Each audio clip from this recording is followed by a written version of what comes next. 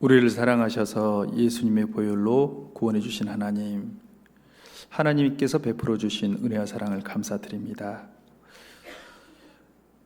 구원받은 이후에 또 주님 피로 사신 교회 가운데 저희들 거하게 해주시고 또 때를 따라 돕는 은혜와 공고하신 힘으로 살아가게 해주심을 감사합니다.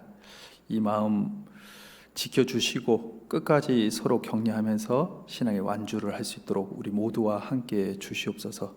또 2026년을 하나님 허락해 주셨습니다. 우리의 마음의 소원들을 기억하시고 주 예수를 믿으라 그리하면 너와 내 집이 구원을 얻으리라는 약속의 말씀이 나와 내 가정에 참으로 이루어질 수 있도록 하나님 우리 모두와 함께 하시고 도와주시옵소서. 담임 목사이신 우리 조영구 목사님과 또 우리 박가희 목사님 또 일행 같이 멕시코 선교 중에 있습니다. 하나님의 선한 도우심과 역사로 선교하는 교회가 더욱 든든히 세워질 수 있도록 도와주시고 또 여수교회가 계획한 모든 것 위에 하나님 함께 하셔서 전도 집회, 교회학교 집회 다가오는 것들 또 하나님 앞에 계획하는 필요한 생활과 건축에 관계된 것도 하나님이 선한 성길로 인도해 주시옵소서. 또 우리가 함께 이렇게 모였습니다.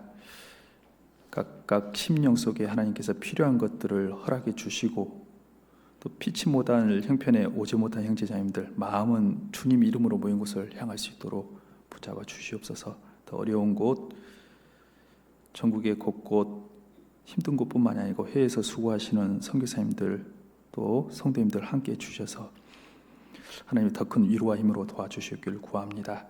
오늘 주어진 말씀의 시종 가운데서 전환자나 듣는 분들 심령 가운데서 성령께서 역사하셔서 우리의 마음을 또 새롭게 해주시고 또 한 주간 살아갈 수 있는 위로와 힘의 말씀을 허락해 주시옵소서. 모든 것을 주께 의지하오며 주 예수님 이름으로 감사하며 기도드립니다.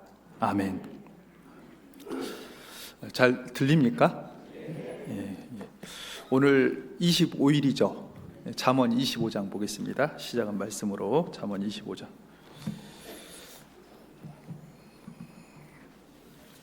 잠언 25장 13절.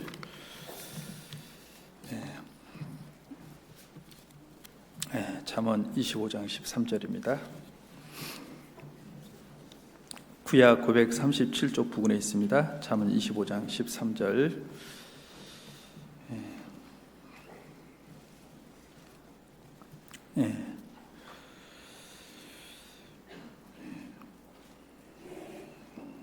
잠언 25장 13절 제가 읽겠습니다. 오늘 시작하는 말씀입니다. 충성된 사자는 그를 보낸 이에게 마치 추수한 날에 얼음 냉수 같아서 능히 그 주인의 마음을 시원케 하느니라. 여기 충성이라는 단어가 나오잖아요. 오늘 말씀드릴 내용의 주제는 충성에 관계된 건데요. 이 충성된 사절 일구는 주인의 마음을 정말 시원케 한다 이렇게 되어 있습니다. 그리고 좀 더 앞으로 가서 잠언 20장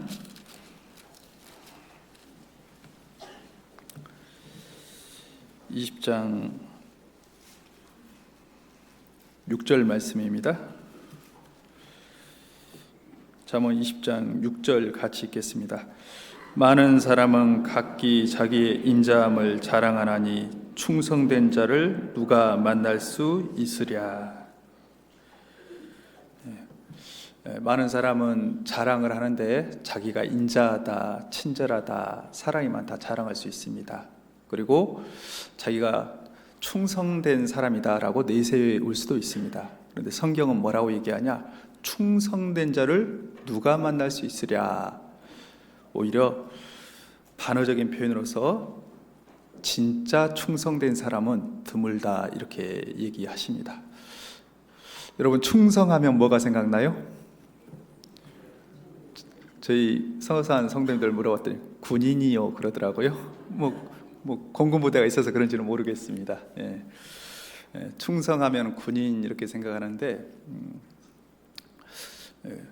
저는 이제 육군 시절을 겪으면서요, 그 잠언 처음 읽었던 25장 표현이 되게 마음에 와닿았던 적이 있습니다. 구원을 받고 군대를 갔는데 충성된 사자는 주인의 마음을 시원케 하는데, 예로 든 것이 더운 날에 얼음 냉수 같다고 했잖아요. 뜨거운 더운 날, 목이 마를 때 얼음 냉수는 정말 시원하겠지 않습니까? 근데 오늘 같은 날 얼음 냉수 주면 얼어 죽겠죠. 그래도 어떤 분은 얼주가가 있더라고요. 청년이 별로 없구나. 얼어 죽어도 아이스 아메리카노 먹드신 분이 추워도 있는데, 예전에 대구 옆에 그 분지였던 영천에서 여름에 훈련 받은 적이 있습니다. 그런데 그쪽의 온도가 그날 좀 더웠던 것 같아요. 지금 온도는 지금 추운데 그 여름에 훈련 받는데 한 지열이 올라오는 것까지 한 40도 이상 올라갔던 것 같아요. 그러니까 상당히 더운 거죠. 그런 날은 원래 훈련 안 해야 되는데요. 근데 그때 왜 그랬는지 모르겠어요. 국방부 장관이 훈련을 하라고 해서 나저 훈련하는데 이 전투복이 소금기로 하얗게 이렇게 덮이는 것을 경험을 했었던 것이 기억이 나고요. 또 각계정투했으니까 땅바닥을 기어다야 되고 손바닥을 바닥에 짚으면 지열이 올라오지 않습니까? 그랬던 기억이 있는데 쉬는 시간이 됐어요. 교육을 받다가 쉬는 시간이 됐는데 그때 막 나온 것이 뭐냐면요, 그 고드름이라는 그 얼음 알갱이가 들어간 그 아이스크림 종류, 아이스크림보다 알갱이가 들어간 게 있어요. 목이 엄청 마르고 더운데 조교가 그것을 쉬는 시간에 탁 먹고 있는데 얼마나 목이 말랐겠어요. 근데 잠언 방금 25장 처음 읽었던 표현을 보면서 충성된 사실은 이 더운 날, 그 뜨거운 여름에 얼음 냉수와 같다라는 표현이요, 되게 와닿았던 것 같아요. 여러분, 하나님께서는 충성된 사람을 보시면서 주인의 마음을 시원케 하는 것처럼 하나님의 마음에 충성된 사람이 하나님의 마음을 시원케 하겠다, 이런 생각을 했던 적이 있습니다. 나는 하나님 앞에 얼마나 충성스러울까? 여기 계신 분들 충성스럽죠? 여기서 대답 안 하면 곤란한데요. 얼른 섣불리 대답하기 어렵잖아요. 방금 읽은 잠언 20장 5절 말씀에, 20장 6절 말씀에 많은 사람은 자기가 이제 인자함을 자랑하지만 또 충성을 내세운다고 하지만 정말 하나님 앞에 충성스러울까? 이 드물다란 표현을 하잖아요. 근데 이 충성이라는 단어가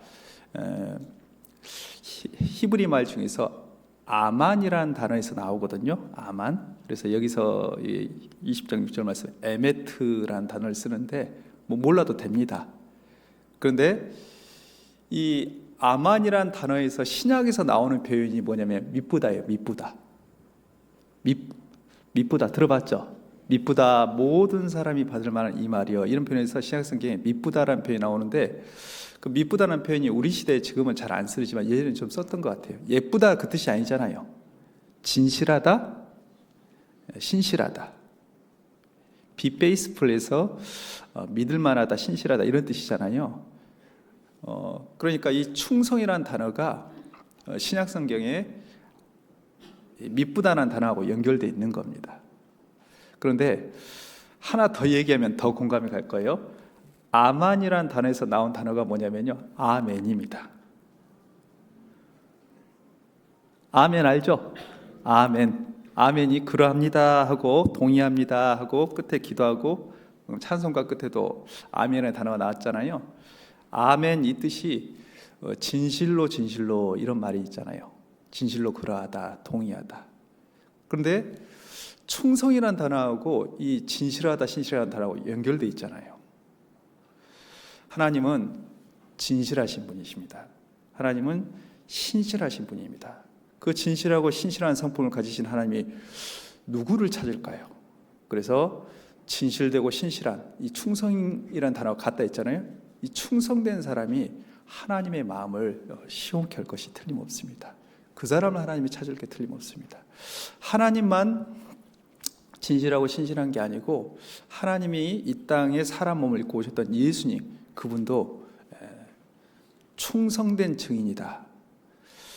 요한계시록 1장에 충성된 증인이다. 그리고 요한계시록 3장 14절에 라오디게아 교회를 얘기하면서 아멘이시오, 충성되고 참된 증인이시오, 하나님의 창조의 근본이시니까 가라사대. 그러니까요, 십자가에 죽고 부활하신 예수님, 그분이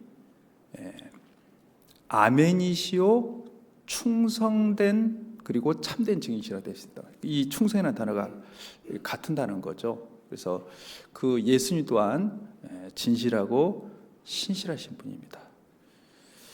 여러분, 성경의 일문 중에서 충성스러운 사람 생각하면 누가 떠올라요?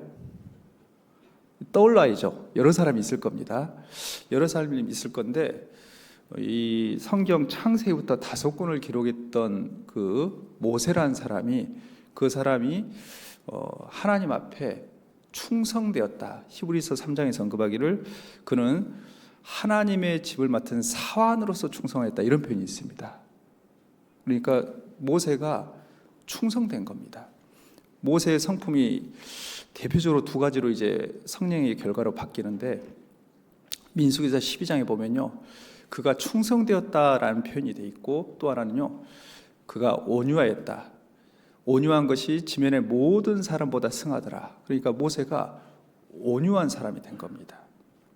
네, 아신 것처럼 모세가 처음부터 온유했던 건 아니고 혈기도 있고 처음에 이집트의 왕자로서 있다가 이제 40살이 되었을 때 사람을 죽이고 도망자 신세가 되잖아요. 그래서 광야 40년의 시간을 목동 시절을 겪으면서 지면에서 가장 온유한 사람으로 바뀌었는데, 그 모세가 온유한 것도 있고 그리고 충성되었더라.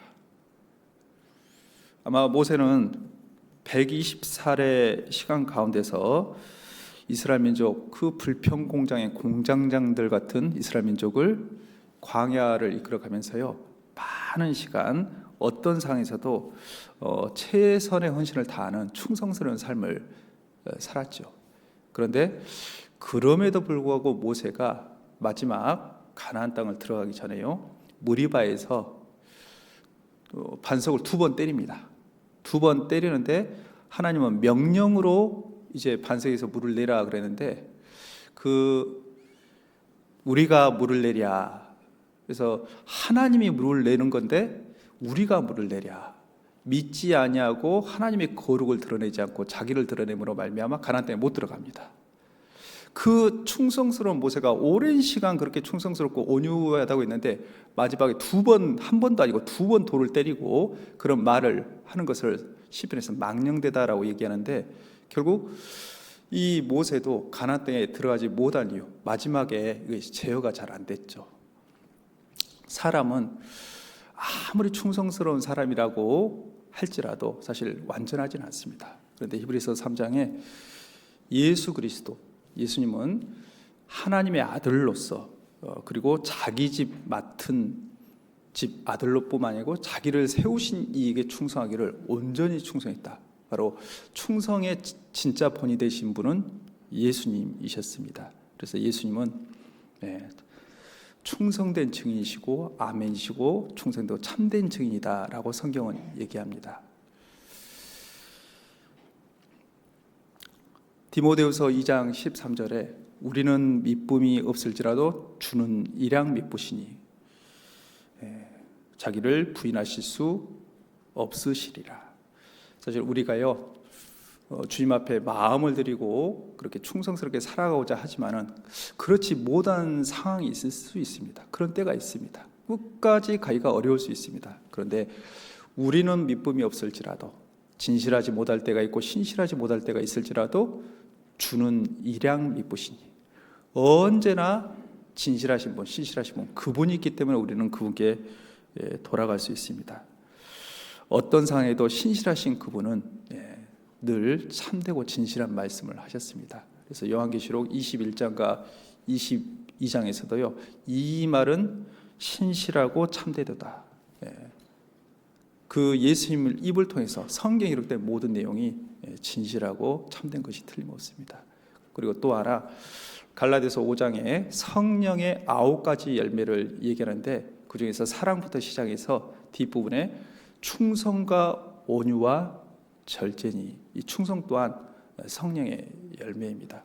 잘 생각해 보면은 이렇게 얘기할 수 있습니다. 하나님이 진실하시고 신실하신 분입니다. 그 단어가 충성이라는 단어가 같다는 걸 말씀드리면서요. 그렇기 때문에 하나님께서는요, 누구를 찾으실까? 누구와 약속을 맺을까? 바로 이 땅에 살펴봐서 정말 마음으로 하나님께 그 충성된 마음으로, 진실한 마음으로, 신실한 마음으로 나온 사람, 그 사람을 찾을 것이 틀림없습니다. 신앙의 모든 바탕이 무엇입니까? 그 마음에서 하나님 앞에 올바른 마음과 자세를 가지고 살아가는 것, 이것이 무엇보다도 중요하다, 이렇게 얘기할 수 있습니다. 자, 오늘 성경의 인물 중에서 여러 인물이 있는데 먼저 충성된 사람 중에서 창세기를 통해서 아브라함을 살펴보려고 합니다. 우리는 지금 이제 올해 시작해서 성경을 읽어가고 있는데 저희는 맥체인으로 성경을 읽고 있습니다. 맥체인식으로 해서 이제 구약 2장, 신약 2장, 또 날짜별로 잠언 말씀을 읽고 있는데 쭉 지금 이제 오늘이 5일이 됐으니까 아브라함이 죽거든요. 오늘 창세기 25장에서 죽어요. 12장에 시작해서 죽는데 아브라함 일대기가 쭉 나왔는데 참 아브라함 이 사람 믿음의 조상이 된 아브라함에 대해서 우리가 이제 맥체인으로 읽는 것이 이제 느헤미야가 끝나고 이제 에스더서 들어갔는데 이 느헤미야를 통해서 이 아브라함이 어떤 사람이었다라고 얘기할 때 딱 이렇게 표현을 하는 겁니다. 느헤미야서 9장 8절. 느헤미야서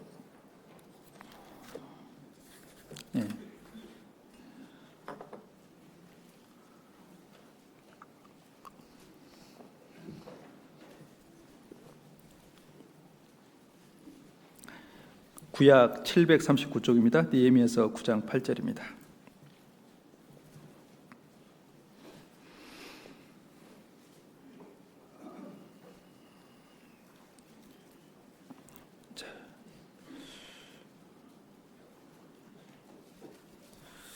느헤미야서 9장 8절입니다. 하나님이 충성된 자를 누가 만날 수 있으랴 그랬는데, 그런데 이 아브라함이 느헤미야서 9장 8절에 어떤 것을 갖고 있냐? 자, 느헤미야서 9장 8절 보겠습니다. 그 마음이 주 앞에서 뭘 됨을 보시고 충성됨을 보시고. 오늘 말씀의 제목이 여기서 나온 겁니다. 주 앞에서 충성됨을 보시고. 누가요? 아브라함이죠. 앞에 7절에 주는 하나님 여호와시라 옛적에 아브라함을 택하시고 갈대아 우르에서 인도하여 내시고 아브라함이라는 이름을 주시고. 갈대아 우르에서 우상 섬기는 집에서 아브라함을 뽑아내는데 이 사람이 어떠하냐라고 했을 때 방금 8절에 나온 것처럼 그 마음이 주 앞에서 충성됨을 보시고, 이 아브라함이 마음이 주 앞에서 하나님 앞에서 충성된 겁니다. 구약성경에 주는 하나님이잖아요. 충성됨을 보시고, 그래서 뭘 하냐고 얘기하면 더불어서 언약을 세운 겁니다. 약속을 세우는데 뒷부분에요, 가나안 족속과 헷 족속과 아모리 족속과 브리스 족속과 여부스 족속과 기르가스 족속의 땅을 그 씨에게 주리라 하시더니 그 말씀대로 이루셨사오니 주는 의로우심이로소이다. 아브라함 한 사람이 그 하나님 보시기에 마음이 정말 충성스러운 겁니다. 진실한 겁니다. 신실한 겁니다. 믿을 만한 겁니다. 그래서 하나님이 그 사람하고 언약을 체결해서 가나안 땅에 그 땅을 다 점령케 하겠다. 그 땅을 아브라함에게 나온 씨를 통해서, 자손을 통해서 그 땅을 주겠다라고 약속을 했는데 그 말씀대로 이루셨사오니. 이루어졌어요? 안 이루어졌어요? 이루어졌죠. 느헤미야는 이 아브라함보다 훨씬 뒤의 사람이잖아요. 아브라함을 약 4천 전에 선택을 해서 이스라엘 민족을 시작을 하는데, 느헤미야는 지금 언제적 사람이냐라고 했을 때 이스라엘 역사 가운데서 이스라엘이 불순종함으로 말미암아 마지막에 멸망했습니다. 바벨론 포로로 끌려갔다가 돌아왔을 때. 그래서 이 느헤미야서가 기록된 것은 지금부터 약 2500년 전, 아브라함 때로부터 이 느헤미야서 기록될 때는 적어도 1000년 이상, 약 1500년의 시간이 흐른 다음인데, 보면은 결국 아브라함에게 약속했던 그 가나안 땅에 다 우리가 점령해서 얻었다. 이유가 뭐냐? 그 아브라함의 마음이 정말 하나님 앞에 충성됨을 보시고 하나님이 약속을 했는데 그 약속이 이루어진 거였다라고 얘기하는 겁니다. 그런데 느헤미야는 뭘 얘기하냐? 정말 70년 바벨론 포로 위에서 돌아오는 것도 쉽지 않은데, 돌아왔던 그들이 성벽을 재건한 이후에도 또 마음이 또 흐트러지거든요. 우리의 마음이 늘 신실하지 못한 겁니다. 한결같이 못한 겁니다. 그때 그 아브라함이 그 예를 들면서 그 하나님 앞에 충성됨을 보시고 이걸 이루었던 걸 통해서요, 이스라엘의 신앙이 다시 재건되고 회복되기를 원해서 느헤미야 9장에 쭉 아브라함부터 얘기를 하는 겁니다. 마찬가지로 하나님께서는요, 올해 2026년을 허락하시고, 또 그리고요, 한 사람이 신앙을 시작해서 언제까지 신앙을 꾸준히 가기를 원하겠습니까? 끝까지. 올해 정말 시작했던 마음을 가지고 올해 또 끝까지 갈 수 있으면 얼마나 좋겠습니까? 근데 우리는 알잖아요. 작심 3일, 3일을 못 버티는 경우가 왕왕 있다는 걸. 우리는 믿음이 없는 겁니다. 진실하지 못하고 신실하지 못할 때가 왕왕 있는 겁니다. 그런데 이 아브라함, 그가 정말 마음에 하나님 앞에 충성되었기 때문에 약속을 했다고 되어 있는데, 창세기 22장으로 오시죠. 창세기 22장에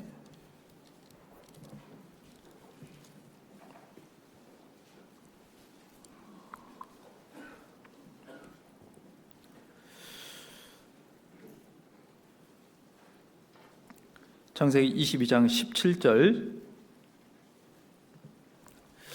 이 아브라함의 생애 가운데서요, 이 창세기 22장은 그의 신앙의 절정, 믿음의 클라이막스가 기록되어 있습니다. 창세기 22장 17절, 하나님이 말씀하십니다. 22장 17절에 내가 네게 뭘 줘요? 큰 복을 주고, 그 다음에 뒤에 뭐라고 되냐? 네 씨로 크게 성하여, 성하여는 번성하여 그 말이죠. 하늘의 별과 같고 바닷가의 모래와 같게 하리니 내 씨가 그 대적의 문을 얻으리라. 여기 씨란 말이 두 번 나오잖아요. 그리고 18절에 또 내 씨로 말미암아 천하 만민이 복을 얻으리니 이는 내가 나의 말을 준행하였음이니라 하셨다 하니라. 자, 17절 18절 내용을 좀 살펴보면요, 하나님께서 아브라함에 큰 복을 주는데 이 22장에 이해가지 않는 내용이 있습니다. 인간적인 관점에서 어떻게 하나님이 세상에 자식을 바쳐라 이렇게 얘기할 수 있냐, 그것도 번제는 태워서 바치는 건데 어떻게 그럴 수 있냐, 하나님이 뭐 인신제사를 원한 건 아닐 텐데, 인간적인 관점에서 이해가지 가기 어려운 내용이 적혀 있습니다. 그런데 이 창세기 12장부터 믿음의 여정을 시작했던 아브라함이 처음부터 믿음이 완전했던 건 아니거든요. 아시는 것처럼 기근을 피해서 점점 내려가다 애굽으로 내려가 버리잖아요. 있을 위치를 벗어나기도 하고, 그곳에서 비겁한 면모를 보이잖아요. 아내를 보고 아내라고 하지 마, 네가 너무 예쁘니까 그 이집트 왕한테 해코지 당할까 싶다고 누이라고 속이는 일이 있잖아요. 우리 아내라고 생각해 보세요. 저런 남편 어떻게 믿고 살아? 그럴 수 있는 상황인데, 보면 한 번이 아니고 나중에 또 그러잖아요. 그랄 왕한테. 또 아브라함은 아내 사라가 같이 믿음의 사람이긴 하지만 그 하나님의 약속을 못 기다렸잖아요. 그래서 엘리에셀이라는 종을 통해서 자기가 하나님 앞에 이렇게 씨를 얻겠습니다 할 때 하나님이 아니라 했고, 또 사라를 통해서 여종 하가를 통해서 이제 씨를 얻는 이런 내용들을 보면 육신적인 생각을 받아주기도 하잖아요. 그래서 성경은 아브라함이 부족한 것, 실수 그대로 보여주고 있습니다. 그런데 시간이 지나면서 점점 아브라함의 신앙이 성장하고 하나님 앞에 마음의 충성됨이 있었잖아요. 근데 같이 시간이 지나면서 믿음이 성장한 겁니다. 이 창세기 22장은 믿음의 클라이막스인데 하나님이 아브라함에게 시험한 거죠. 시련. 구원을 받으면 시험이 올 수 있는데 예수님이 요단강 침례 받은 다음에 올라왔을 때요, 그때 성령에 이끌려서 유대 광야로 갑니다. 거기서 마귀가 시험하는 장면이 있는데 왜 그 내용이 있을까요? 예수님은 그 시험을 통감으로 말미암아 구원자이신 자격을 보여줍니다. 그런데 우리에게 교훈한 내용은 뭐냐? 구원받아도 시험이 올 수 있다. 마귀가 주는 시험은 사실 우리를 시험하고 넘어뜨리는 겁니다. 잡아뜨리려는 겁니다. 그 마귀가 예수님을 시험하고 나서 계속 떠난 것이 아니고 잠시 떠났더라. 계속해서 시험은 있었던 겁니다. 그럼 구원받은 사람 신앙의 여정 가운데서 대적하는 마귀가 왜 시험한 일이 없겠습니까? 그래서 구원을 받으면은 시험이 올 수도 있습니다. 그런데 인격을 갖추면 핍박이 올 수도 있습니다. 하나님은 믿음의 분량에 따라서 그 사람이 잘 되기를 위해서 믿음의 분량에 따라 시련하고 단련하는 경우가 있을 수 있습니다. 여러분, 창세기 22장 읽으면서요, 걱정할 필요 없어요. 나한테 자식 바쳐라면 어쩌지? 그거 허락 안 해요. 믿음이 돼야 그것도 허락하지. 분량이 안 되는데 그거 허락할 이유가 없습니다. 걱정할 필요 없습니다. 혹시나 예전에 로마시 때 순교당한 거 보면서 나 순교당하면 어떡하지? 그런 걱정할 필요 있잖아요. 그것도 믿음이 돼야 허락하는 겁니다. 하나님은 믿음의 분량을 하시고 감당할 범주 내에서, 그러니까 코스별로 인도해 가면서 감당한 만큼 허락해 가는 것처럼 이때 창세기 22장의 아브라함은요, 믿음의 절정을 이루는 시기이기 때문에 가장 사랑하는 독자 이삭을 통해서 하나님을 정말 사랑하는지 하나님은 그것을 허락하셨던 겁니다. 욥기 성경을 읽어보더라도 주신 자도 하나님이시오 취하신 자도 하나님이시라. 이 욥이 인간 세상에 겪기 어려운 끔찍하게 한꺼번에 쏟아지는 그 고통 가운데서요, 그가 나를 단련하신 후에는 오직 내가 정금같이 나오리라. 그 표현이 욥기에 있잖아요. 욥기 23장 10절에 그가 나를 단련하신 후에는, 하나님의 시련, 단련, 테스트는요, 그 사람에 맞게, 그리고 그 사람을 위해서 허락하는 거지 그 사람을 망하게 하는 건 아닙니다. 여하튼간에 조금 뒤에 더 설명하기로 하고 17절에 이 시험을 잘 통과한 아브라함에게 17절 하나님이 말합니다. 내가 네게 큰 복을 주고 네 씨로 크게 성하여 하늘의 별과 같고 바닷가의 모래 같게 하리니 네 씨가 그 대적의 문을 얻으리라. 여기서 그 씨는 1차적으로 아브라함의 자손인 이스라엘 사람들이겠죠. 그 후손들로 하여금 그 대적의 문을 얻으리라. 가나안 땅에 들어가서 그 가나안 땅에 있는 대적들을 물리치고 약속된 성읍을 얻을 거다, 이거를 1차적으로 얘기한 겁니다. 그런데 그것만 얘기한 것이 아니고 18절에 또 내 씨로 말미암아 어디에 복을 얻으리니?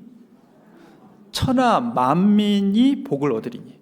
천하 만민이면 이스라엘 백성만 얘기한 게 아니잖아요. 모든 사람에게. 그러니까 아브라함은 믿음으로 의롭게 된 사람인데 이스라엘 민족의 조상일 뿐만 아니고 믿음으로 하나님과 연결된 모든 사람의 믿음의 조상이 되는 겁니다.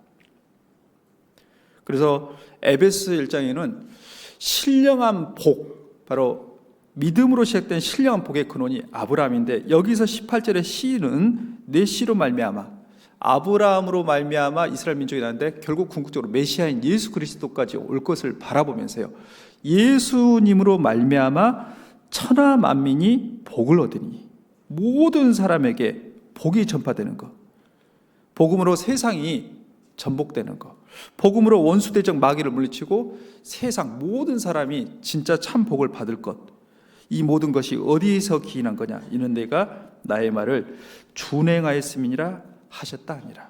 결국 아브라함이, 이 한 사람이 주 앞에서 마음이 충성됨을 보시고 하나님께서는 그와 언약을 체결했고 그 약속을 이루셨다는 걸 우리가 알 수 있습니다. 느헤미야는 가나안 땅을 하나님이 이스라엘 족속에게 약속한 걸 받고요, 우리는 느헤미야 이후의 신약 시대를 살아갑니다. 바로 너희의 이후에 태어난 예수 그리스도로 말미암아 온 세상에 복음이 전해져서 만민에게 정말 하나님이 주고자 하는 진짜 참복, 영생목락이 주어짐을 우리는 알 수 있잖아요. 이 창세기 내용이 이루어진 걸 볼 수 있잖아요. 어디서?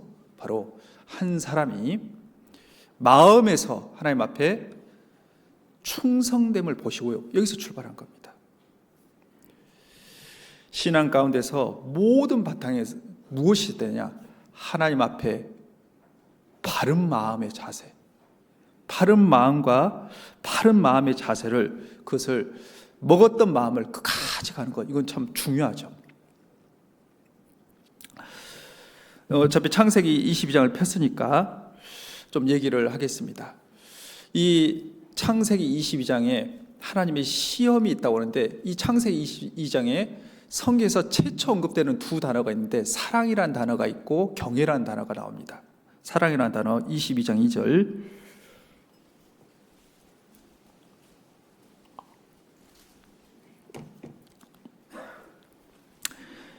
여호와께서 가라사대 네 아들 네 뭐하는 독자? 사랑하는 독자 이삭을 데리고 모리아 땅으로 가서 내가 네게 지시하는 한 산 거기서 그를 번제로 드리라. 22장을 시작하면서 그 이후에 하나님이 아브라함을 시험하려고 이렇게 되어 있습니다. 하나님이 언급하기는 아브라함이 이삭을 사랑했다라고 얘기합니다. 여러분, 아브라함이 이삭 사랑했을까요? 안 사랑했을까요? 사랑하지 않아서 하나님께 번제로 드리려고 했을까요? 아닙니다. 사랑했습니다. 75세 때 약속을 받았는데 25년을 기다리고 태어난 아들입니다. 100세 때 낳은 아들, 늦둥이, 귀한 아들. 그런데 이 아들이 10대 중반 전후로의 나이가 됐습니다. 왜냐하면 이 나무를 짊어지고 갈 정도니까 뭐 10대 아예 10살, 11살이라고 보기보다는 10대 중반의 나이가 되는데, 아브라함도 이제 110세가 훨씬 넘었잖아요. 이 사랑하는 독자 이삭, 그 너무너무 귀하게 얻은 아들을 아브라함은 누구보다도 사랑했습니다.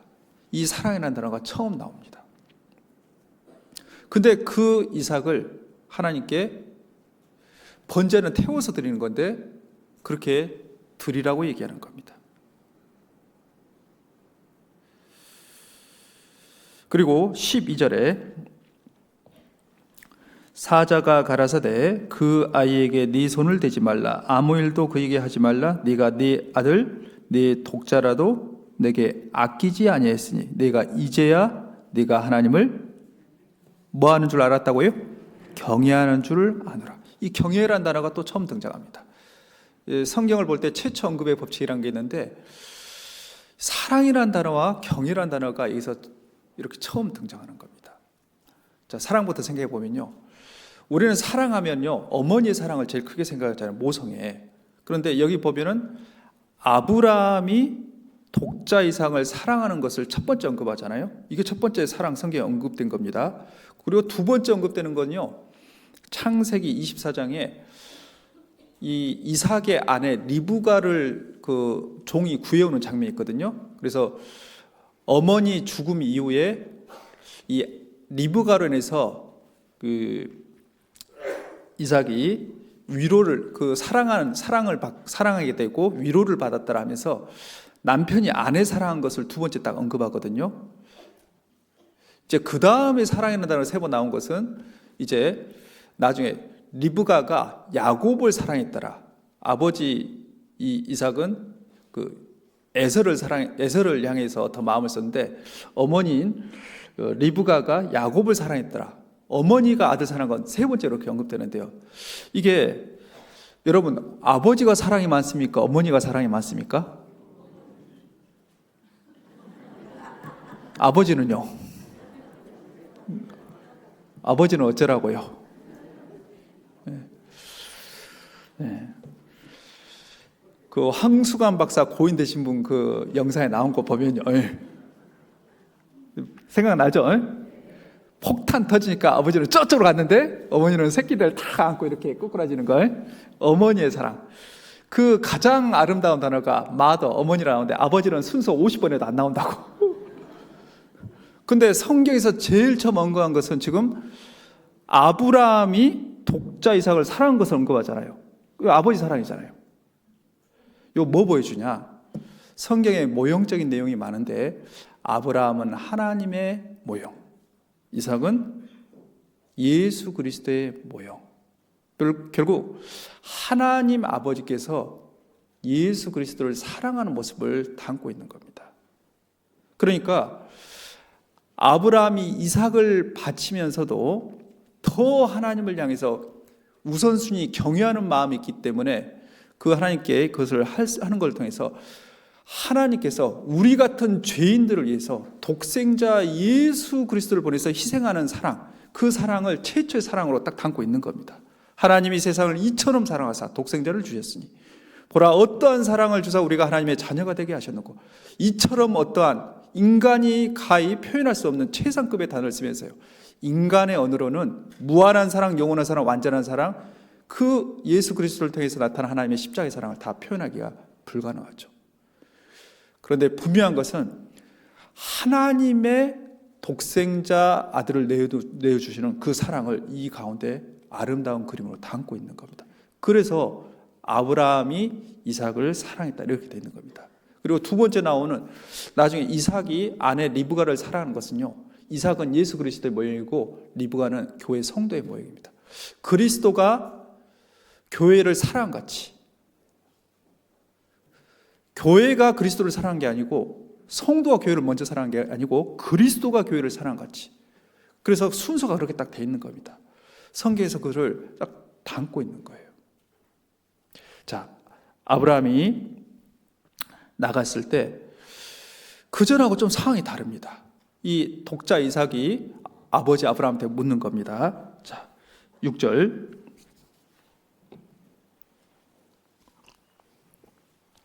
아브라함이 이에 번제나무를 취하여 그 아들 이삭에게 지우고 자기는 불과 칼을 손에 들고 두 사람이 동행하더니 이삭이 그 아비 아브라함에게 말하여 가로되 내 아버지여 하니 그가 가로되 내 아들아 내가 여기 있노라.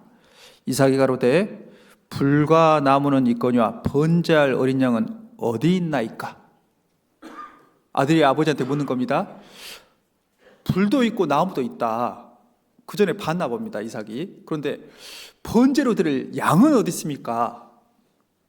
아버지 뭐라고 대답해야 돼요? 니다. 이렇게 대답 안 쳐. 보셔요. 8절 같이 읽겠습니다. 아브라함이 가로되 아들아 번제할 어린 양은 하나님이 자기를 위하여 친히 준비하시리라 하고 두 사람이 함께 나아가서. 자, 아브라함이 말한 것은 참말이에요, 거짓말이에요? 이것도 저것도 아니에요? 아브라함이 지금 아들에게 핑계대는 말을 한 거냐? 잘 보셔요. 아브라함이 가로되 아들아 번제할 양은 누가 준비한다고요? 하나님이 준비하신다. 하나님이 그냥 준비가 아니고 하나님이 친히 준비하신다. 그리고 누구를 위해서? 하나님 자신을 위해서 하나님이 친히 준비하시라 하고 나가는 겁니다. 그런데 이 말을 하고 아브라함이 아들을 결박하고 잡으려고 하잖아요. 그때 아브라함아 아브라함아 급히 소리가 들리고 11절 여호와의 사자가 천사입니다. 하늘에서부터 그를 불러 가라사대 아브라함아 아브라함아 하시는지라 아브라함이 가로되 내가 여기 있나이다 하매. 이제 하나님도 다급했죠. 그리고 12절에 읽었으니까 13절 아브라함이 눈을 들어 살펴본즉 한 순양이 뒤에 있는데 뿔이 수풀에 걸렸는지라. 아브라함이 가서 그 순양을 가져다가 아들을 대신하여 번제로 드렸더라. 14절 같이 읽겠습니다. 아브라함이 그 땅 이름을 여호와 이레라 하였으므로 오늘까지 사람들이 이르기를 여호와의 산에서 준비되리라 하더라. 자, 제사 드릴 양 누가 준비했어요? 하나님이 직접 준비하셨죠. 아브라함이 그걸 믿었습니다. 아브라함이 뭘 믿었냐? 시간이 지나면서 믿음이 성장해 가잖아요. 그 하나님을 알게 된 겁니다. 야, 진짜 하나님은 약속을 지키는 분이구나. 하나님은 종인 엘리에셀도 아니고 하갈도 아니고 정말 경수가 끊어졌던 아내와 나이 먹은 나를 통해서 진짜 이삭을 허락하는구나. 크신 하나님을 봤던 겁니다. 약속을 지키시는 그 하나님을 본 겁니다. 진실하신 하나님을. 그래서 그의 마음에 믿음이 생겼는데 틀림없이 약속한 아브라함의 시인 이삭을 통해서 번성케 했던 약속이 이루어질 거다. 그래서 로마서 4장과 히브리서 12장에 아브라함이 그렇게 할 수 있었던 이유는 뭐냐? 하나님은 죽은 자도 살리는 하나님이시다. 아브라함은 믿었습니다. 하나님이 어떤 분, 하나님이 얼마나 크시고 약속을 신실하게 지키는 분인지 그것을 확실히 알고 믿게 됐던 겁니다. 그래서 내가 설령 이 아이를 정말 죽인 일이 있더라도 하나님이 그 아이를 살릴 것을, 부활을 믿었던 겁니다.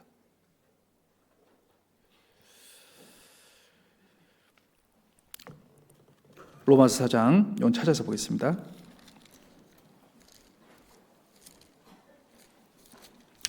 로마서 4장에 아브라함과 다인 얘기를 하면서 이 사람들이 일한 것이 없이 믿음으로 이렇게 의롭게 됐다, 이 얘기를 하면서요. 로마서 4장 17절.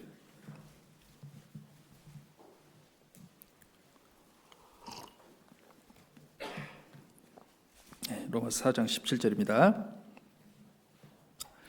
자, 이렇게 성경에서 밝힙니다. 로마서 4장 17절. 기록된 바 내가 너를 많은 민족의 조상으로 세웠다 하신 것 같으니, 이스라엘 민족뿐만 아니고 많은 민족의 조상으로 세웠다 하신 것 같으니, 자, 이 뒤에 나옵니다. 그의 믿은 바, 뭘 믿었냐? 아브라함이 하나님은 죽은 자를 살리시며 없는 것을 있는 것 같이 부르시는 이시니라. 하나님은 죽었어도 살릴 수 있는 분, 없는 것을 있는 것 같이 부르시는 전능하신 하나님인 것이, 이것이 마음가운데 확고히 심어진 겁니다. 그래서 18절에 아브라함이 바랄 수 없는 중에 바라고 믿었으니 이는 내 후손이 이가 되리라 하신 말씀대로 많은 민족의 조상이 되게 하려 하심을 인함이라. 불가능을 믿었죠. 믿음은 바라는 것들의 실상이요, 보지 못하는 것들의 증거니. 인간의 눈으로는요 불가능합니다. 안 되는 거예요. 소망이 끌어있어요. 근데 하나님은 전능자잖아요. 하나님은 더 어렵고 덜 어려운 게 아니고 모든 걸 할 수 있는 분입니다. 하나님 약속하면 지킬까요? 안 지킬까요? 그걸 믿은 겁니다. 하나님이 약속을 하셨다. 틀림없이 이삭을 통해서, 그를 통해서 자손을 약속했다. 그러면은 그 하나님의 약속을 지킨다. 그분은 전능자다. 그래서 저가 하나님이 능히 죽은 자 가운데서 다시 살리신 줄을 생각을 하고, 그래서 없는 것을 있는 것 같이 부르시는 하나님을 믿는 가운데서 그것을 행동으로 옮길 수 있었던 겁니다. 여러분, 경외가 뭡니까? 공경할 경자에 두려워할 외자를 씁니다. 공경, 존경. 우리는 사람도 존경하죠. 그런데 하나님은 사람이 아니고 창조주이십니다. 두려운 분이기도 해요. 우리는 먼지더미, 정말 아무것도 아닌 피조물이었는데 그 하나님께서 아브라함을 불러준 것처럼, 또 더 나아가서 먼지더미에 불과했던 이 아담을, 육신을 몸에 만들고 또 생기를 보내서 하나님의 형상대로 사람으로 지어서 지구의 왕 삼아준 것처럼 우리는 전혀 하나님과 상관없던 이방인이었습니다. 그런데 우리를 구원해 주셔서 하나님의 자녀 삼아줬죠. 우리를 향한 하나님의 계획과 약속이 있을까요, 없을까요? 성경에 나온 많은 예들은 사실 우리에게도 하나님이 주시고자 한 것들이 많은 겁니다. 그 하나님께서 누구를 살펴보겠냐? 그 마음이 충성됨을 보시고 아브라함에게 언약을 세웠던 것처럼 하나님께서도 구원받은 사람이 많이 있다 손치더라도 누구에게 더 하나님이 더 가까이 하시고 약속하시고 이루어 주시겠냐? 믿고 나가야죠. 믿고. 안 믿는 게 아니고 믿어야죠.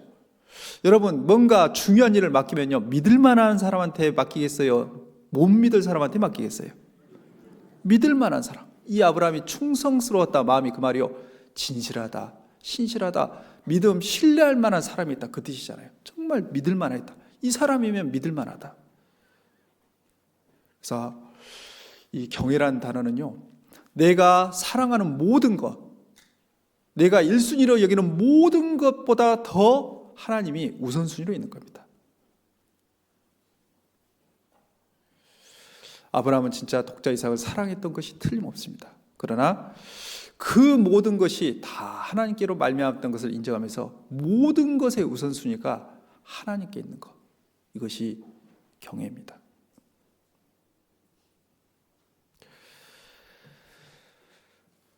내 삶 가운데서, 신앙의 여정 가운데서 버려야 될 거 없어요? 2020년을 시작했는데 벌써 세상까지 묻어들어온 거 없어요? 이거 아닌데 하면서 반복하는 것이 없어요? 찬양 가사 중에요, 이런 찬양 가사인데 그냥 제가 갖고 왔습니다. 지금 좀 해주기가 좀 곤란해서 들어보셔야 아는 곡입니다. 내가 주인 삼은 모든 것 내려놓고 내 주 대신 주 앞에 나가 내가 사랑했던 모든 것 내려놓고 주님만 사랑해. 내가 주인 삼은 모든 것 내려놓고 내 주 대신 주 앞에 나가 내가 사랑했던 모든 것 내려놓고 주님만 사랑해.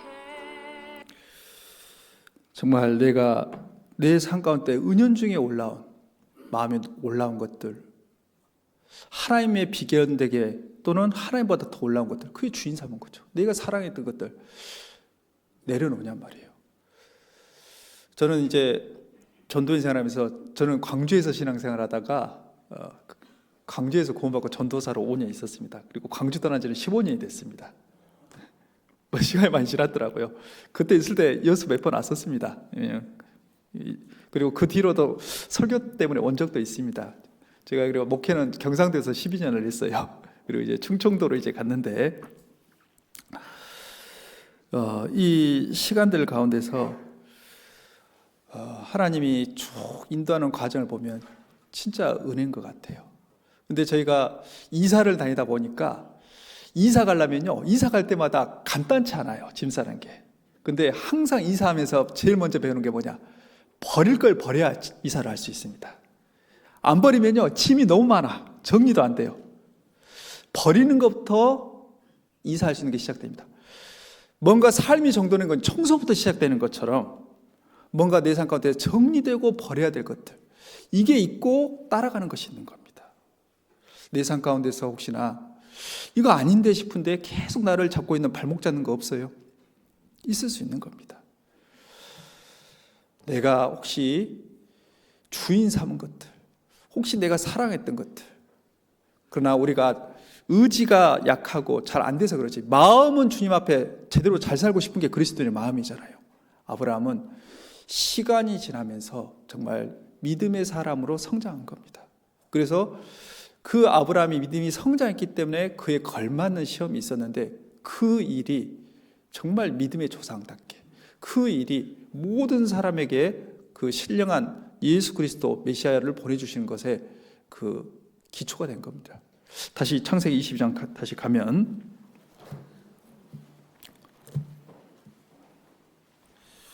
예, 22장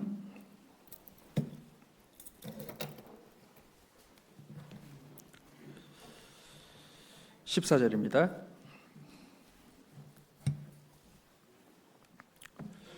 창세기 22장 14절 같이 읽겠습니다. 아브라함이 그 땅 이름을 여호와 이레라 하였으므로 오늘까지 사람들이 이르기를 여호와의 산에서 준비되리라 하더라. 여호와는 스스로 계신 자, 만물을 창조하신 창조주이시면서 약속한 것을 이루시는 하나님을 얘기합니다. 그런데 여호와 이레라고 돼 있죠. 이레. 여호와 이레 뜻이 뭐예요? 여호와께서 준비하신다. 여호와 이레의 하나님. 내게 필요한 것을 누가 준비해요? 하나님이 준비하시는 겁니다. 아브라함에게만 준비하겠습니까? 이 이레라는 단어는 보라라는 의미의 동사에서 시작됩니다. 하나님께서 미리 보심으로 그 필요를 미리 준비하신다는 의미가 있습니다. 여러분 아셔야 돼요. 이제 신앙을 시작한 분도 있고 또 신앙의 여정을 걸어가는 분도 있습니다. 지나놓고 보니까 모든 삶의 신앙의 여정이 은혜예요, 내 힘으로 온 거예요? 어떻게 생각하셔요? 은혜입니다, 은혜. 그런데 우리는요, 믿음이 온전히 자리 잡히기 전에는 어떻게 생각하냐? 과거를 두고 후회를 합니다. 인생이 불행해지는 세 가지가 있는데요. 과거는 후회하는 거, 미래는 걱정, 염려하는 거, 현재는 비교하는 거. 과거를 후회해봤자, 아쉬워해봤자 바뀌는 거 있어요? 없어요. 그런데 그때 그럴 걸, 이렇게 살 걸 후회하고 삽니다. 미래 걱정, 염려해봤자 뭐 바뀌는 거, 변화되는 거 있어요? 뭐 준비를 하지 말란 건 아니지만은 우리가 하는 많은 걱정의 90%는요 별로 보태면 안 되는 겁니다. 내가 할 수 있는 거는 5% 범주밖에 안 되고 손댈 수 없는 것도 많아요. 우리는 많은 시간을 걱정하는 걸로 보낼 수 있습니다. 미래 일을. 그리고 현재는 충분히 잘 먹고 잘 사는데 내 차는 왜 이렇게 작냐, 내 집은 이렇게 작냐, 상대적인 박탈감을 가지고 그렇게 얘기를 합니다. 우리 대한민국 사람 전 세계 인구에서 상위 몇 %입니다. 안 굶고 살잖아요. 그런데 우리는 과거는 후회하고 미래는 걱정하고 현재는 비교하고 살면서 불행을 선택한 쪽으로 갑니다. 그런데 믿음이 딱 들어오면 뭐가 되냐? 과거는 에베네셀입니다. 미래는 여호와 이레입니다. 현재는 임마누엘인 겁니다. 사무엘상 7장에 있는 것처럼 도움의 돌이라는 것처럼 지금까지 진행 모든 것이 은혜였다. 내가 지금까지 숨을 쉬고 살아오고 구원받은 것뿐만 아니라 모든 신앙의 여정이 은혜인 겁니다. 은혜. 에베네셀. 지금까지 도우신 하나님이 앞으로도 도울까요? 안 도울까요? 그런 하나님이다. 우리가 믿는 하나님이. 에베네셀. 믿음이 있으면은 후회가 아니고 에베네셀을 바라보면서 삶을 사는 겁니다. 미래의 일은 걱정 염려하는 게 여호와 이레입니다. 내가 하나님과 올바른 관계만 맺어져 있으면은 하나님은 내 삶 가운데서 필요한 것들 미리 하시고 친히 미리 준비하시는 겁니다. 여호와 이레의 하나님. 현재의 삶에서는 임마누엘이에요. 예수님의 이름이 구원자일 뿐만 아니고 임마누엘이 하나님이잖아요. 세상 끝날까지 함께한다는 약속이 있잖아요. 그 약속이 아브라함에게만 한 겁니까? 동일하게 믿음으로 하나님의 자녀된 우리에게도 임마누엘이 있는 겁니다. 임마누엘. 그래서요, 우리가 신앙의 여정 가운데서 반드시 기억해야 될 건 뭐냐? 신앙은요, 한 걸음 한 걸음 가는 겁니다. 어떻게 한다고요? 한 걸음 한 걸음. 잠언 4장 18절에요. 의인의 길은 돋는 햇볕 같아서 점점 빛나서 원만한 광명에 이르거니와. 점점입니다.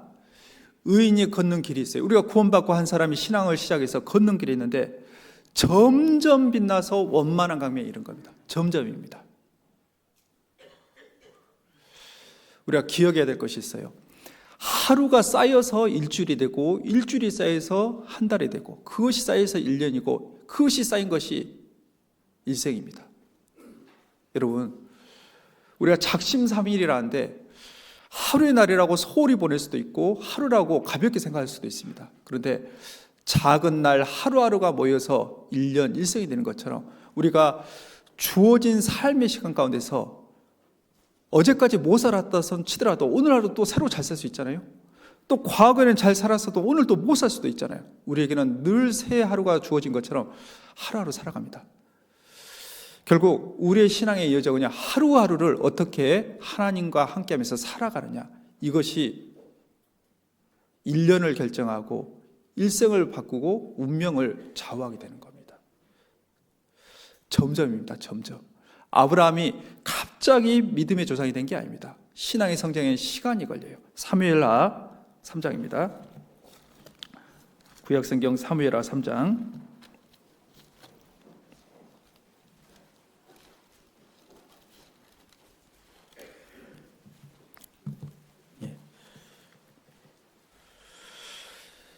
구약 466쪽.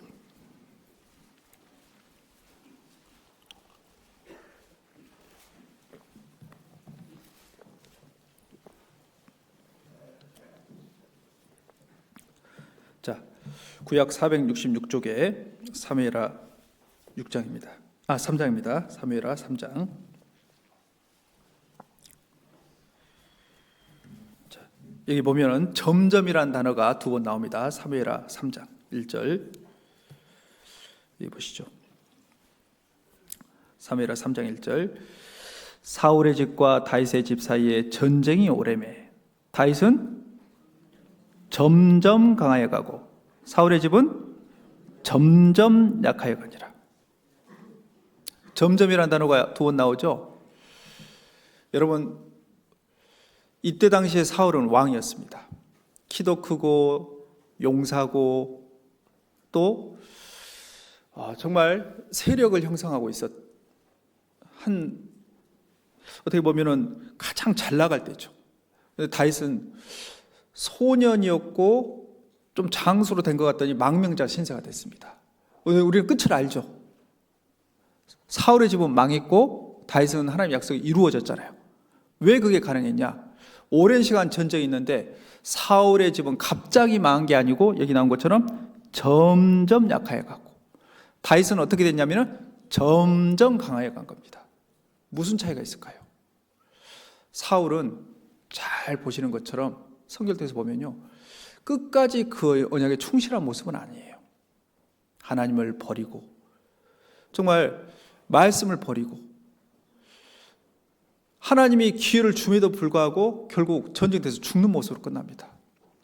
자기가 없앴던 신들린 여자에게 찾아가서 물어보고요. 여러분, 사울이 왜 이렇게 됐을까? 점점입니다. 점점.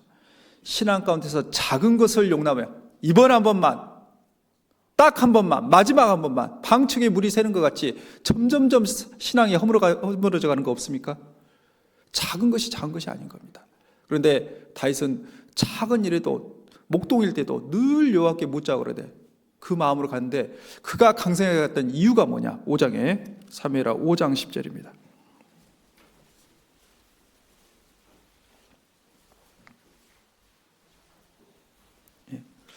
5장 10절.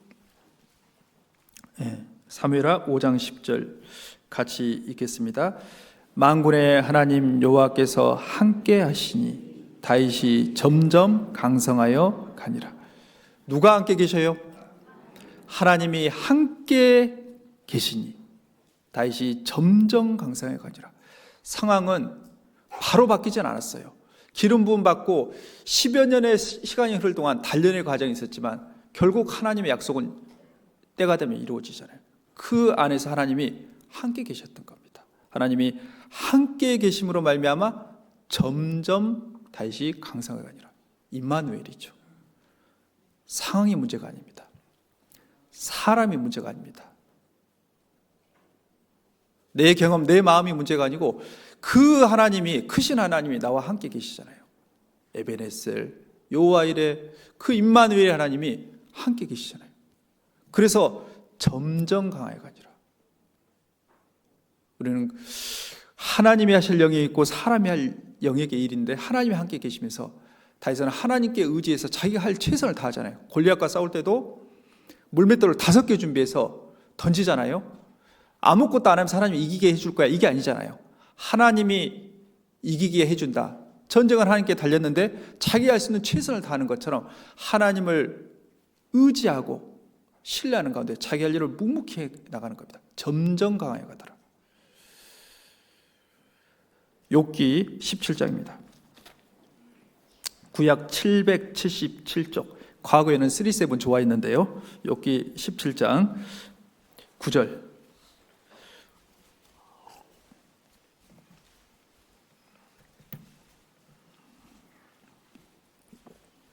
욥기 17장 9절입니다.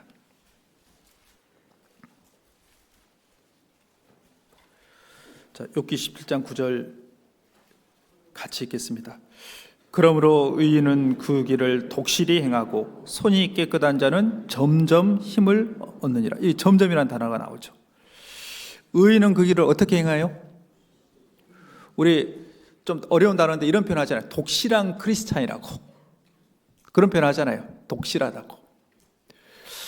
의인은 그 길을 독실히 행하고 손이 깨끗한 자는 점점 힘을 얻느니라. 점점입니다. 그 하나님이 함께 하심으로 점점 힘을 가는데 의인은 자기가 걷는 길을 독실히 행한다. 이 독실이란 말이 좀 어려운데 풀어놓은 단어가 이렇게 되어 있더라고요.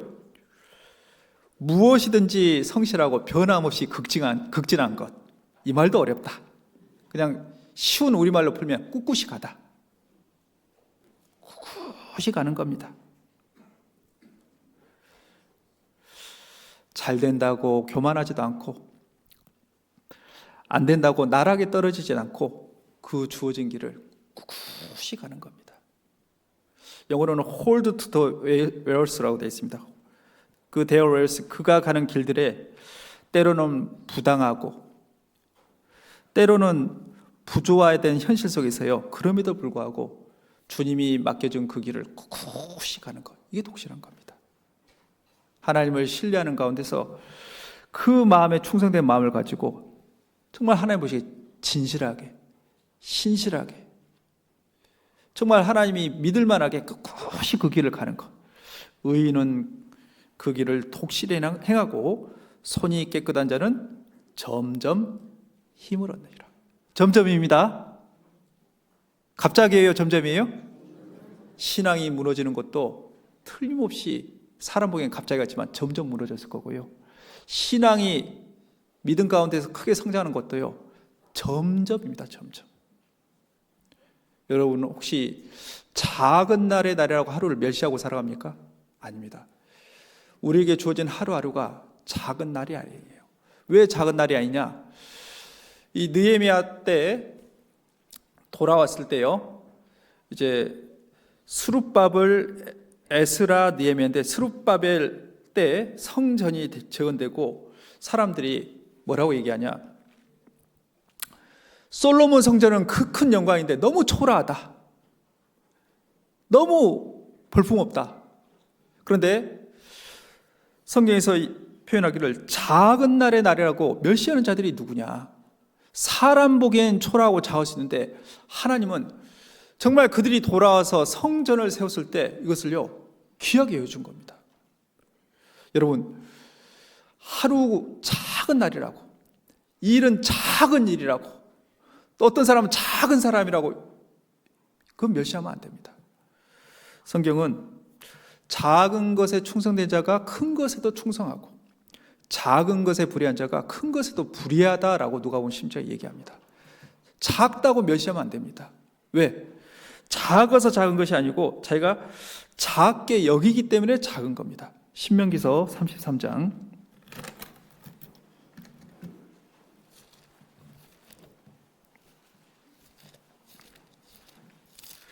신명기서 33장입니다.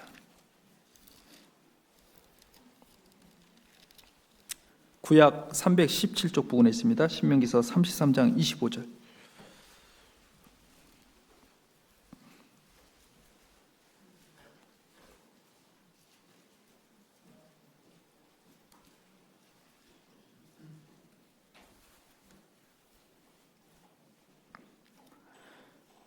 신명기서 33장 25절.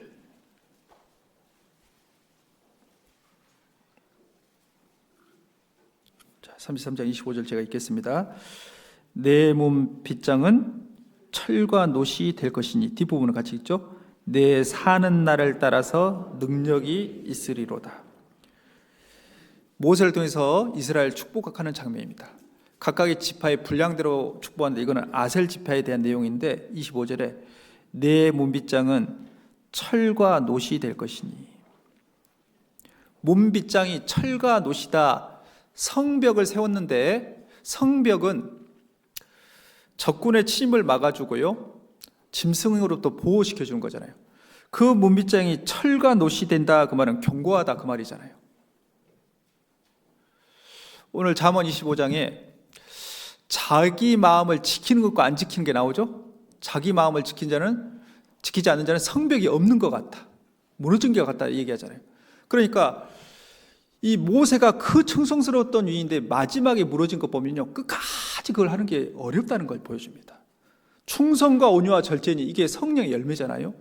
그런데 내 문빗장은 철과 놋이 될 것이니 임마누엘의 하나님이 같이 계시면요 내가 지키는 것보다 더 견고할 수 있잖아요. 그런데 내 산은 뭘 따라서 능력이 있다고요? 이 날이 원어와 영어에는 뭐라고 되냐? 날들로 되어 있습니다. 내 산은 날들을 따라서 능력이 있을지어다. 아셔야 돼요. 우리가 사는 하루하루의 날들은 영혼과 연결되어 있어요. 하루하루가 작은 것이 아니고 주님과 연결돼서 하는 모든 것들은 영원한 것과 연결되어 있습니다. 하루하루의 시간을 소홀히 여기면요 사실 그것이 쌓인 것이 1년이고 일생이 되는 거잖아요. 그래서 매일매일의 삶에서 우리가 정말 하나님과 연결돼서 뭔가를 하는 것, 영혼과 연결돼서 살 수 있는 기회가 주어진 겁니다. 하루하루. 오늘도 새 아침이 허락된 겁니다. 그동안에 못 살아서도 다시 시작할 수 있습니다. 작심삼일이 아니라 작심 매일매일이면 더 좋죠. 매일매일 하나님께 하루하루. 우리는 하루하루를 살아갑니다. 하루하루. 아브라함이 달리 믿음의 조상이 된 게 아니고 그 삶의 예정 가운데서 긴 시간의 예정 가운데서 한 걸음 한 걸음 그 길을 나아갔던 겁니다. 우리가 그 길을 묵묵히 가는 겁니다. 나가는 겁니다. 사실 이 구약에서 아브라함이요 시간상 구두로 하겠습니다. 자기 사랑하는 독자 이삭을 위해서 아내를 구해야겠는데 그 가나안 족속 말고 자기 친척이 있는 데로 보내는데 누구를 보낼까 고민할 때 누구 보냈을 것 같아요? 제일 믿을 만한 사람, 제일 신뢰할 사람, 그 사람이 엘리에셀입니다. 엘리에셀. 창세기 15장에 그 사람이 너무 종인데 충성스러우니까 그 아브라함이 자기 양자 삼으려 했잖아요. 근데 엘리에셀은 양자 될 뻔하다가 양자 못 된 겁니다. 우리 기대가 큰데 안 되면 실망할 수 있죠. 높아질 뻔했는데 못 올라갔어. 그럼 기분 나쁠 수 있잖아요. 그런데 주신 자도 하나님, 취하신 자도 하나님. 엘리에셀은요 종일 때도 그렇고 설령 그랬을 때도 충성스러운 마음이 있는 종. 그 엘리에셀을 보내서 결국 이삭의 짝 리브가를 딱 구해오잖아요. 그가 하나님께 기도하고 음식을 먹으라고 권하는데 정말 자기 일을 하기 전에는 음식을 안 먹는 모습. 열흘 동안 아내를 위해서 잔치하고 가라니까 난 당장에 가야겠다고. 이 모든 모습이요 엘리에셀이 충성스러운 종의 모습을 딱 보여주잖아요. 여러분 그 아브라함도 충성스러운 사람인데 누구를 통해서 중요한 걸 맡기려 했냐? 믿을 만한 사람, 진실한 사람, 사람을 찾아서 하는 것처럼 하나님께서도 누구를 찾겠냐? 정말 그 마음의 주 앞에서 충성됨을 보시고 그 충성이 진실하고 신실하고 믿을 만한 겁니다. 우리가 정말 어떤 상황에서도 어떤 부당한 현실, 부조리, 불합리 속에서도 꿋꿋이 그 길을 간다면 우리를 하나님이 얼마나 귀하게 여기겠습니까? 우리 각 사람이 분량은 다르지만 할 수 있는 것은 다 있는 겁니다. 그 길을 꾸준히 가는 것. 신약에 가면은 정말 예수님의 삶을 재현된 사람이 바울사도잖아요. 맞죠? 이 바울사도 그가 디모데전서 1장에 나를 충성되이 여겨 내게 직분을 맡기심이니 하나님은 아신 겁니다. 이 아브라함에게 직분을 이 아브라함이 아니고 바울에게 직분을 맡길 때 그 소경됐던 눈을 뜨게 하고 그걸 맡길 때 충성되이 여겨 충성되게 여긴다 그 말이요. 페이스풀 단어가 같은 겁니다.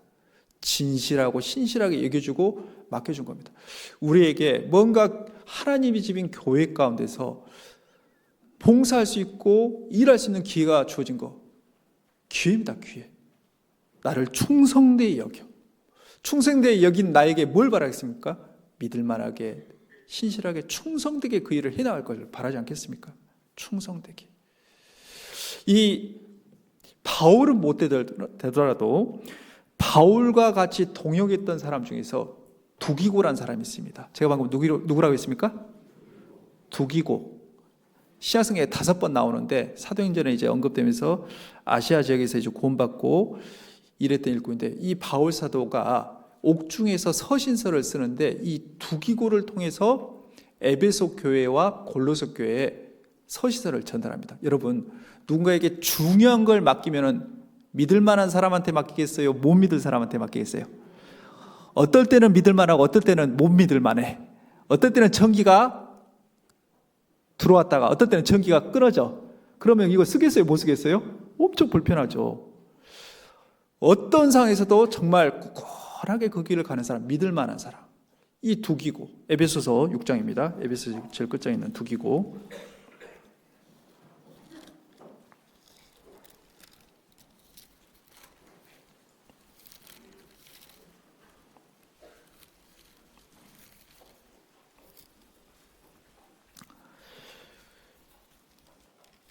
에베소서 6장.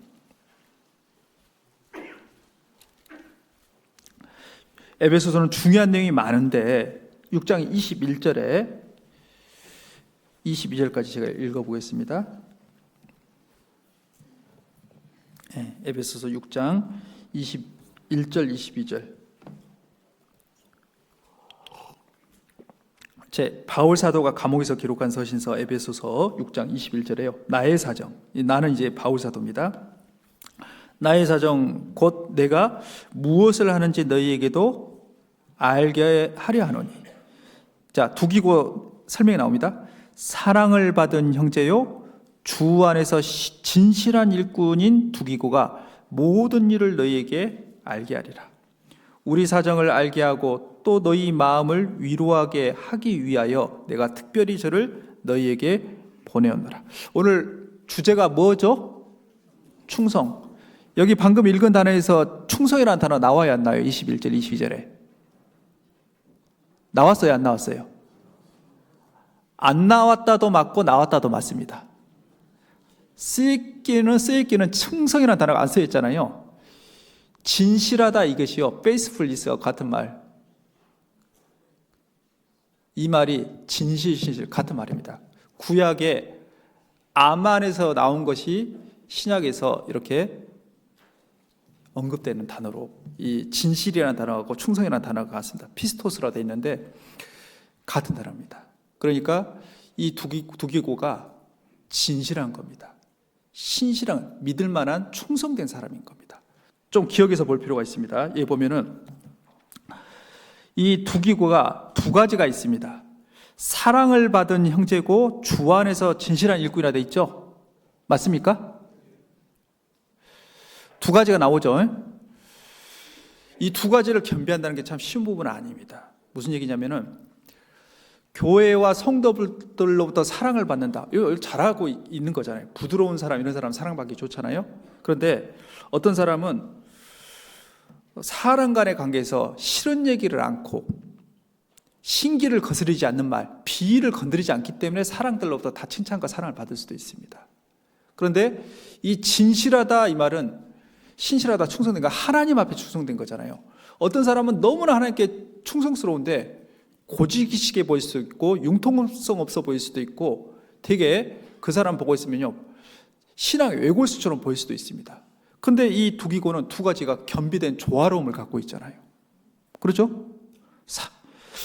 사랑을 받는 형제이기도 하고 주 안에서 진실한 신실한 믿을 만한 일꾼이기도 하고.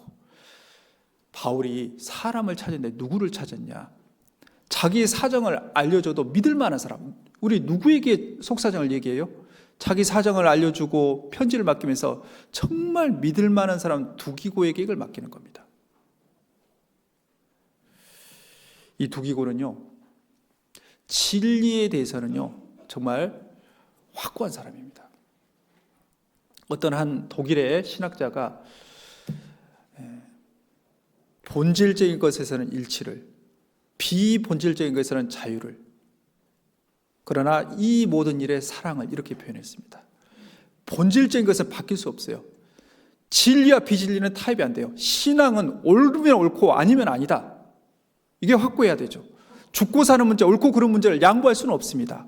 그러나 서로의 다름을 인정하면서, 차이를 인정하면서, 분량의 다름을 인정하면서 형제 자매간은 자기와 경쟁하고 형제 자매와는 협력하는 거죠. 사랑받는 형제예요. 이 주방에서 일할 때 소금이냐 간장이냐 이게 중요한 게 아니고, 피아노 위치가 왼쪽이냐 오른쪽이냐 이게 중요한 게 아니고, 커튼 색깔이 하늘색이냐 파란색 이게 중요한 게 아니고요.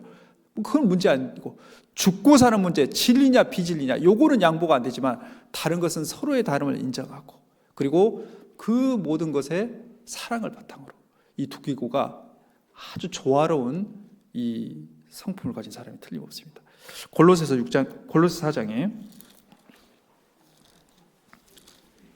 4장에 이 골로새 서신서도 이 두기고가 전달하는데요. 골로새 4장의 7절.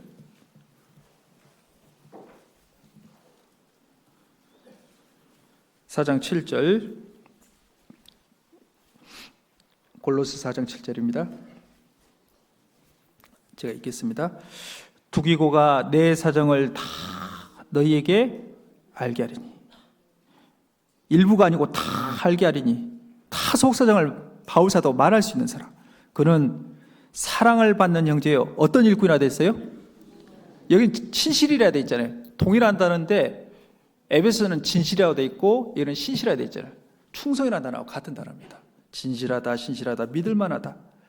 그리고 하나 더 되는 것은 주 안에서 함께 된 종이라.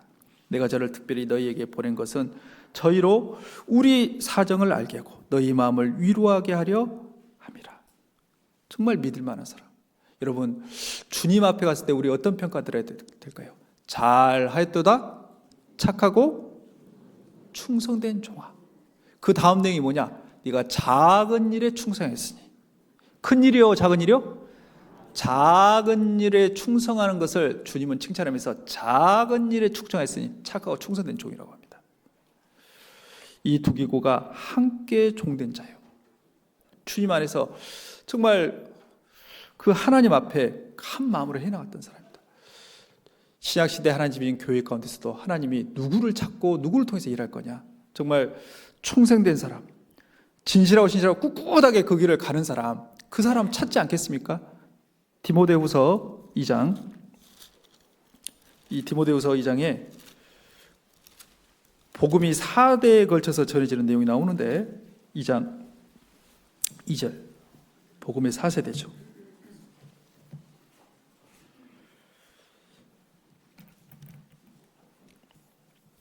네, 디모데후서 2장 2절에요.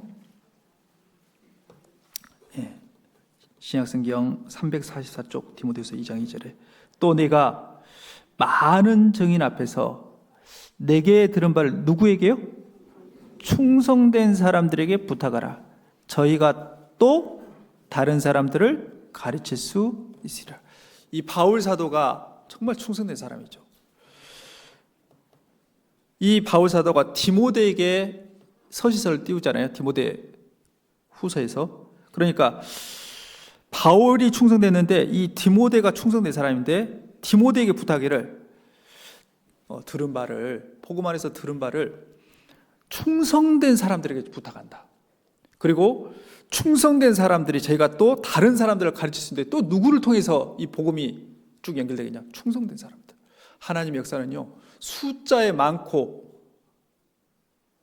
적음의 문제가 아니고 정말 우리가 그 하나님 마음에 합한 마음으로 그 마음을 가지고 정말 진실하게 꿋꿋하게 그 길을 가는 사람, 그 사람이 얼마나 있느냐에 따라서 하나님은 그 가운데 약속하고 하나님의 역사를 이루어갈 겁니다. 그래서 우리가 주님 앞에 가면은 어떤 평가를 받아야 되냐? 정말 저 형제자매, 저 사람 형제자매는 주님 앞에 충성된 마음을 가지고 꿋꿋이 그 길을 갔다. 잘했다, 그 말을 들어야 되잖아요. 마태복음 24장입니다. 예수님이 이렇게 말씀하십니다. 마태복음 24장에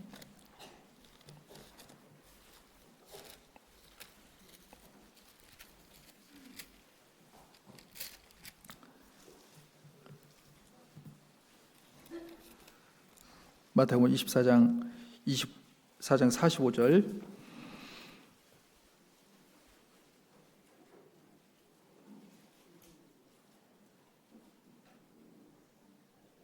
마태복음 24장 45절입니다. 24장 45절.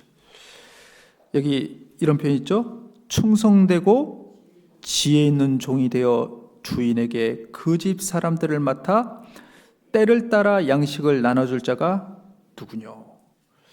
하나님이 베풀어주는 은혜 가운데서 정말 주신 것들을 하나님의 영광을 위해서, 또 교회에서 다른 사람 유익을 위해서 나눠줄 수 있는 사람, 충성되고 지혜 있는 종이 돼요.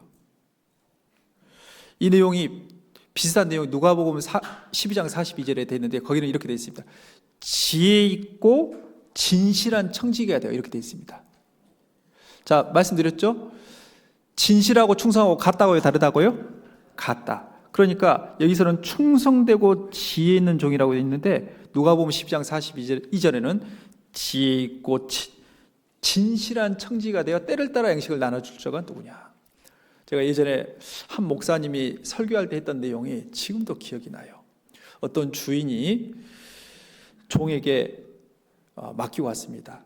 내가 가서 돌아올 동안에 이 우물 가운데서 물을 마시러 온 사람은 누구든지 다 물을 나눠주거라. 처음에는 그렇게 종이 했어요. 종이 하는 가운데 시간이 지났는데 어떤 사람이 고맙습니다 인사를 하고 가요. 인사를 하고 하니까 그 사람한테만 물을 주고 싶어. 또 시간이 지났는데 고맙습니다 인사를 할 뿐만 아니고 선물도 주고 가는 사람이 있어. 근데 그 사람한테 물을 주고 싶어. 시간이 한참 지나고 주인이 찾아와서 이 종이 고맙습니다 인사하거나 선물 주고 간 사람한테 물만 나눠주고 있으니까 너 왜 다 나눠주지 않았냐? 라고 했을 때 할 말이 없잖아요. 우리는 밭을 갈거나 양을 치거나 또 집에 들어서 주인을 섬기는 일하면서 나는 무익한 종입니다. 하여야 할 일을 한 것뿐입니다. 라는 그 누가복음에 있는 종의 표현처럼 정말 하나님이 맡겨준 일을 다른 사람 어찌하든지 주님 앞에 동일한 마음을 가지고 한결같이 꾸준히 그 일을 갔을 때 주님은 우리에게 이렇게 얘기할 겁니다. 마태복음 25장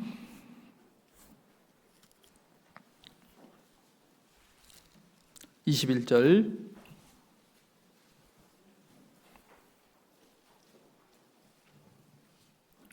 마태복음 25장 21절입니다.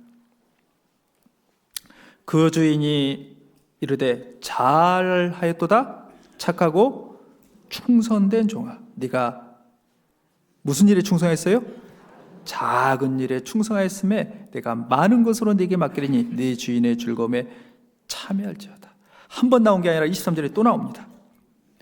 그 주인이 이르되 잘하였도다 착하고 충성된 종아, 네가 작은 일에 충성하였음에 내가 많은 것으로 네게 맡기리니 네 주인의 즐거움에 참여할지어다 하고, 마지막 구절로 누가복음 17장 보겠습니다.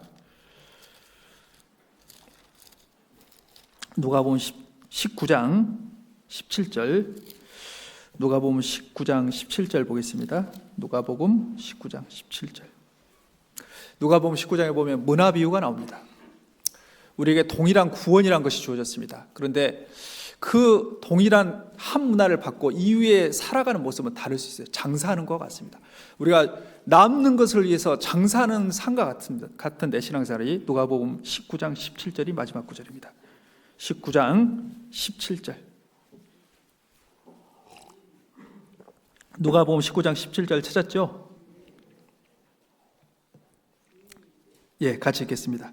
주인이 이르되 잘하였다 착한 종이여, 네가 지극히 작은 것에 충성하였으니 열 고을 권세를 차지하라 하고, 여기는 작은 것 앞에 지극히란 말이 있잖아요. 지극히 작은 것에 충성했으니 내 하는 일이 작아 보일 수 있습니다. 별 볼 일 없어 보일 수도 있고 초라해 보일 수도 있습니다. 그런데 작은 것이 절대 작지 않습니다. 지극히 작은 것, 지극히 작은 자 하나에게 한 것이 냉수한 그릇 대접에도 결단코 상을 잃지 아니하리라. 그리고 작은 날 하루하루라고 멸시하지 않고 우리가 그것을 소중히 여기면서 굳건히 가면은 하나님 앞에 갈 때 정말 칭찬과 존귀와 영광이 있을 겁니다. 열 고울 권세를 차지하라. 우리는 분량은 다르지만 그 하나님 앞에 진실되고 신실한 그 충성된 마음을 가지고 신앙의 여정을 계속할 수 있을 겁니다. 올해 마음 먹었던 걸 가지고 굳건하게 올 한 해를 사시고 또 그런 가운데서 신앙이 계속 성장함으로 말미암아 하나님의 약속이 개인과 가정에 모두 다 이루어지는 삶이 되기를 바람하지 않습니다. 기도하겠습니다.